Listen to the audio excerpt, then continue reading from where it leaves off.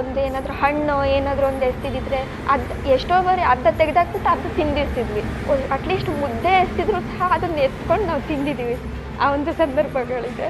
ನಮಸ್ಕಾರ ಸ್ನೇಹಿತರೆ, ನಾನಿವತ್ತು ಮಾತನಾಡ್ತಿರೋದು world cup winner captain Deepika T C ಅವ್ರ ಬಗ್ಗೆ. ಹುಟ್ಟಾನೆ ಇವರು ಬ್ಲೈಂಡ್ ಅಲ್ಲ, 5 ಮಂತ್ಸ್ ಮಗು ಇದ್ದಾಗ ಉಗುರಲ್ಲಿ ಪರ್ಚ್ಕೊಂಡು ಬ್ಲೈಂಡ್ ಆಗಿರ್ತಾರೆ.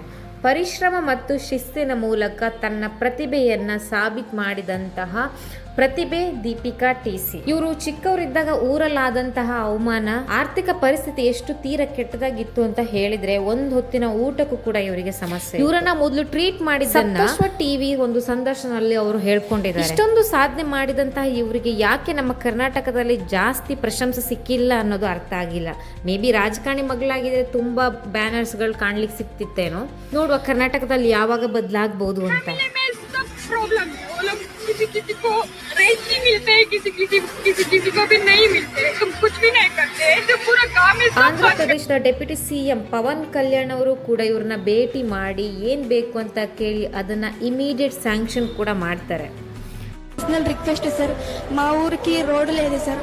హేమావతి నుంచి రావడానికి మా ఊరికి రోడ్డు లేదు, మళ్ళీ గున్యాలి నుంచి మా ఊరికి రావడానికి కూడా రోడ్డు లేదు సార్. మొత్తం చాలా ఇబ్బంది పడుతున్నాం. అది మేము రిక్వెస్ట్ చేసుకుంటున్నాం.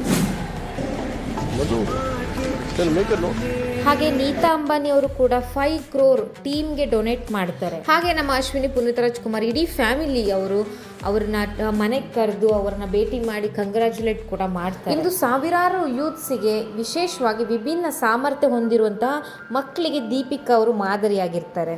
ನಮ್ಮ ಕರ್ನಾಟಕದ ಗೌರವ, ಇದು ನಮ್ಮ ಭಾರತದ ಹೆಮ್ಮೆ. ಇಡೀ ತಂಡಕ್ಕೆ ಶುಭ ಕೋರ್ತಾ ಮತ್ತೊಂದು ವಿಡಿಯೋದಲ್ಲಿ ನಾನು ನಿಮಗೆ ಸಿಗ್ತೇನೆ. ಧನ್ಯವಾದಗಳು ವಿಡಿಯೋ ನೋಡಿದ್ದಕ್ಕಾಗಿ. ಹಾಗೆ ಸಬ್ಸ್ಕ್ರೈಬ್ ಮಾಡೋದನ್ನ ಮಾತ್ರ ಮರಿಬೇಡಿ. Thank you.